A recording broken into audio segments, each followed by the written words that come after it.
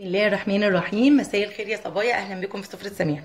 النهارده يا بنات جايبه لكم خبر كده حلو عن سعر الرنجه اللي انا جايباها دي. شايفين اولا هي حجمها كبير ازاي؟ يعني شايفين حجم الرنجه كبير ازاي؟ ما شاء الله حلوه جدا، وعلى فكره وبتلمع وشكلها حلو وريحتها حلوه جدا. الرنجه دي يا بنات جايه لي من مصنع الرنجه نفسه. مصنع الرنجه ده انا ما روحتش الصراحه، هم ناس معرفه اللي جابوها لنا، بس قالوا لنا على المكان. وكمان اخو جوزي قال له على مكان تاني اقرب من المكان ده.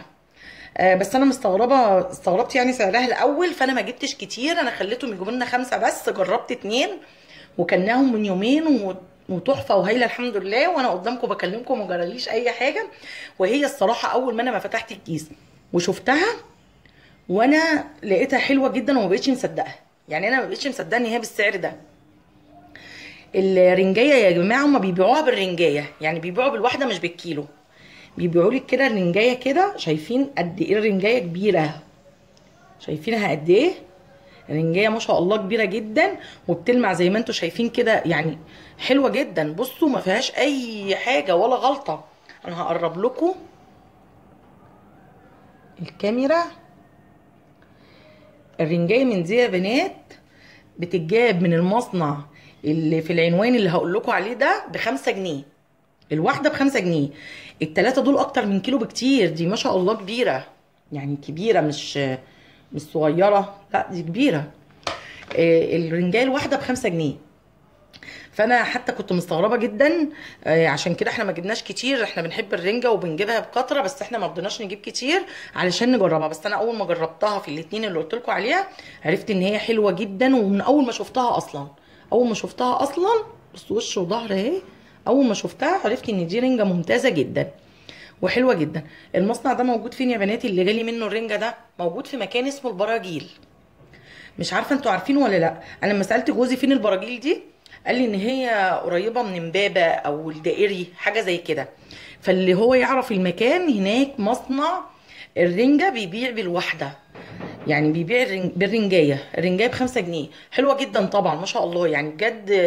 انا مش عارفه السبب ايه، بس ما فيهاش اي حاجه والله، ريحتها زي الفل وطري. بصوا معقول يعني مش طريه المهريه اللي انت تعملي ايدك كده نقول بايظه، لا بص اهو انا بتك اهو ايدي ولا بتغ، يعني طريه وكل حاجه، بس ايدي الحمد لله ما بتنفتش فيها ولا اي حاجه، يعني معنى كده ان هي بصوا حالتها حلوه جدا، ريحتها ممتازه، ريحتها حلوه جدا. فانا قلت افكه. اخو جوزي قال له على مكان تاني قريب في القاهره اكتر، يعني قريب اكتر، بس ده انا ما جاليش منه ولا جربتها.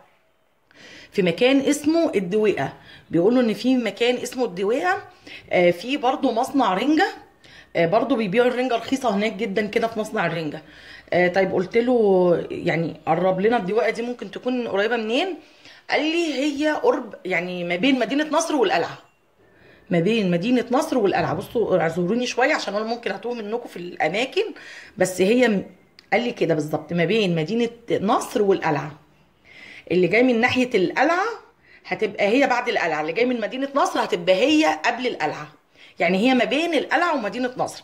دي المكان اللي هو اللي اسمه الدويقه اللي فيه مصنع الرنجه، اللي برضو بيبيعها يعني رخيصه جدا، بس انا ما جربتهاش، ما اعرفهاش، يعني ما شفتش منها ولا جبتها. دي جايه لي من البراجيل، الرنجه دي جايه لي من المصنع اللي في البراجيل. فانا قلت بقى اقول لكم استفادوا بقى، يعني اللي هيروح يجيب بقى كتير وكده عشان شم النسيم.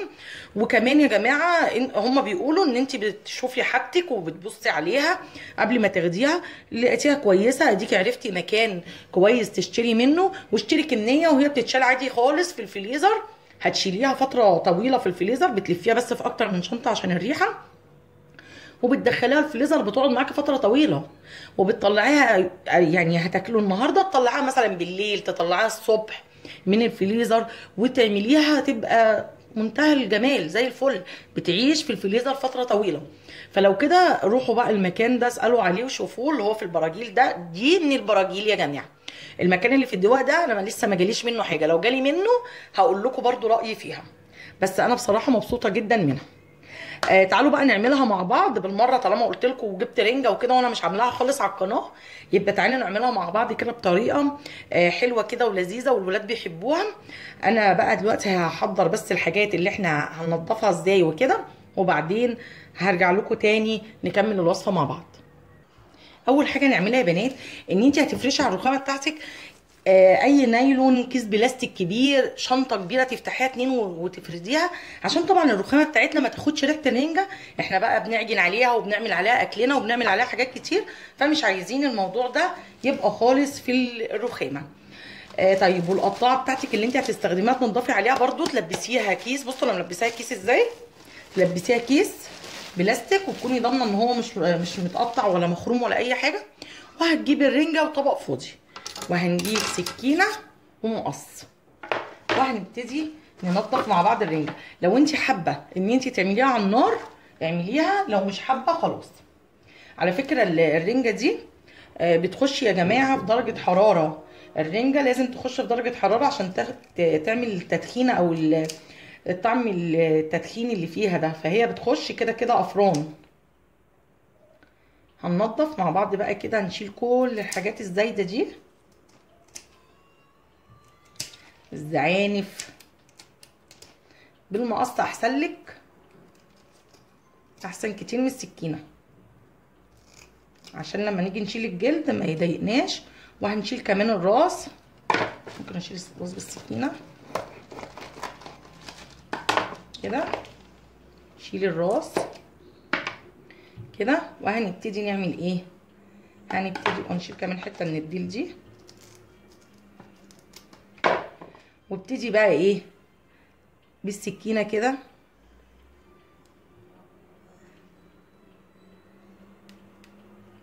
يعمل الجلد كده. بصوا دخلي السكينه كده، شايفين؟ عايزه تلبسي جلافز او جوانجي البسي، انا ما بحبش، ما بتملكش الصراحه من الحاجه خالص. شايفين انا عملت ايه؟ هتشدي بقى بمنتهى السهوله هيطلع معاكي، وكل ما تتقطع كده هتجيبي السكينه وهتعملي كده كده، شايفين اهي.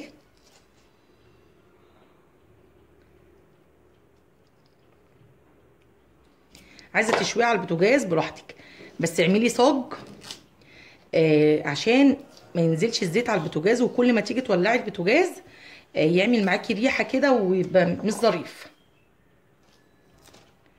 اعملي صاج للحاجات دي مخصوص. شايفين السكينه اهي داخله ما بين اللحم والجلد اهو. قشريها زي ما بتقشري اي حاجه عاديه خالص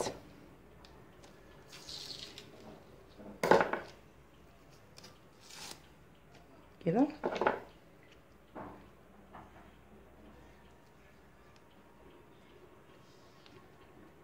نيجي الناحيه التانيه نفس الحكايه، نخش من هنا اهو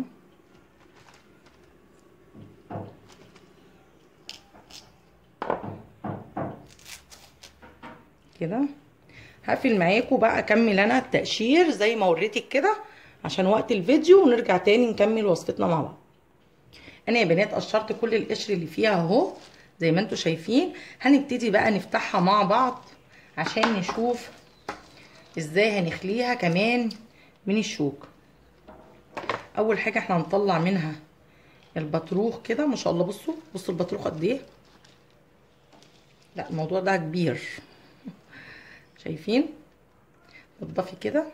بصوا استنوا انا اسلك لكم بس. شايفين البطروخ بتاعها ما شاء الله يعني اهو.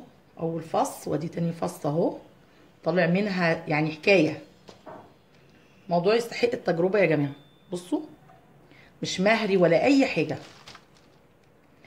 وبعدين احنا هنشيل بقى طبعا الاحشاء بتاعتها دي اللي جوه،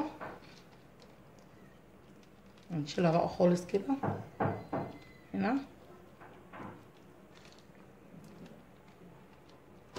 وهنيجي بقى من بره من هنا بالسكينه كده، هنبتدي نسلك عشان نطلع سلسله الظهر كده.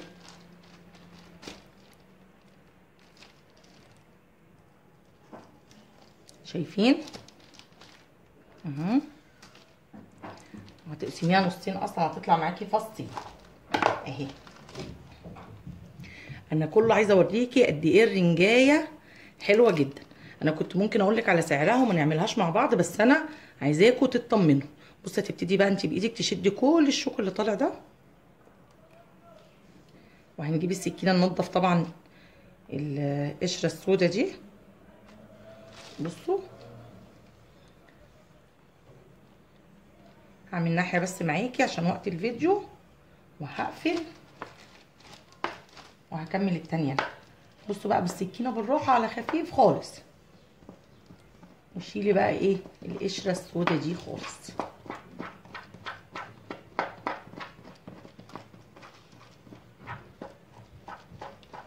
واي بقى شوكه تقابلك، مش عايزين شوك خالص فيها.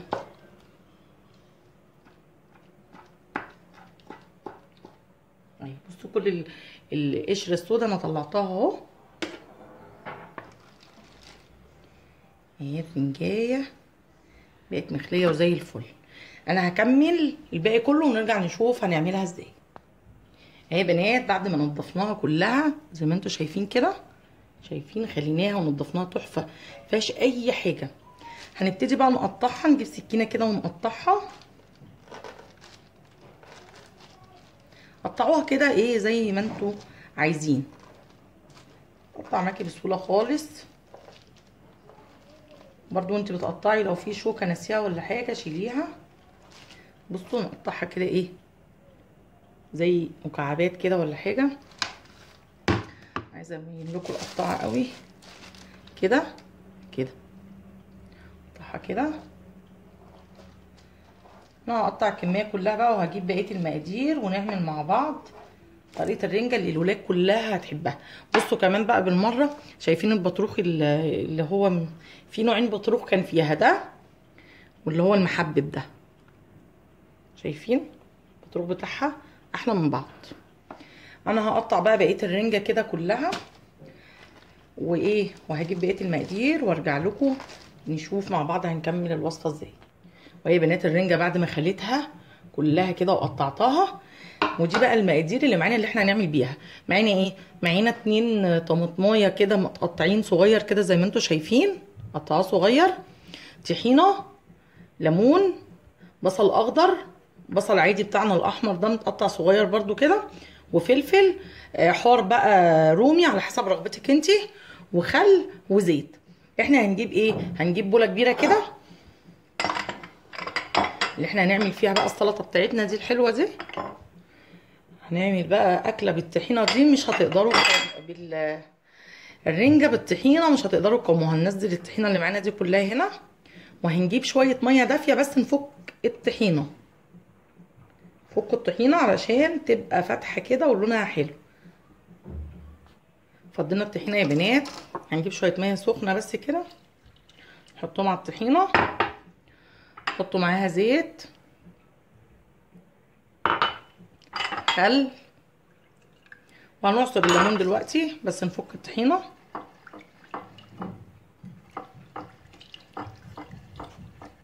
اهي يا بنات احنا فكينا الطحينه زي ما انتم شايفين كده. يلا بقى نضيف ايه البصل الاخضر اللي معانا، فلفل، كميات بقى على حسب ما انتي عايزه قليل عايزه كتير، دي على حسب رغبتك انتي. شويه طماطم، مكتروش بس عشان تحسوا بطعم الرنجه، بس الحاجات دي بقى بتخليها ايه هايله. نحط الرنجه،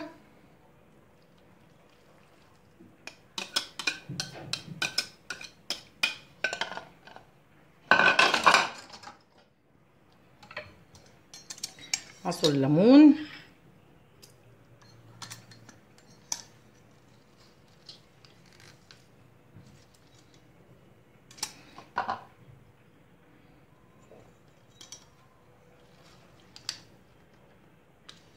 خلي بالكم ان احنا حاطين خل برضو.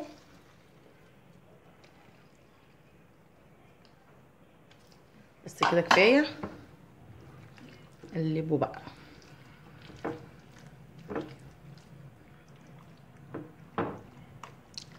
قادره اقول لكم بقى انت هتحبوا الطبق ده قد ايه. اكتر طريقه الولاد هياكلوا فيها الرنجه وهم مبسوطين ومرتاحين، لان هي طبعا الطحينه بتخليها كريمي كده خالص. شايفين طبق رنجه محترم محترم بجد، يعني مش اي حاجه، مش عايز بقى حاجه تانية خالص، حتى مش عايز جنبه ولا بصل ولا اي حاجه، انت حطيتي كل حاجه جوه هنا في ثانيه. يا ريت تعمليه قبل ما تاكلوا بحوالي نص ساعه، علشان خاطر كده الرنجه ايه تتشرب من الطحينه كده اللي احنا عاملينها دي، وكل حاجه جواها كده.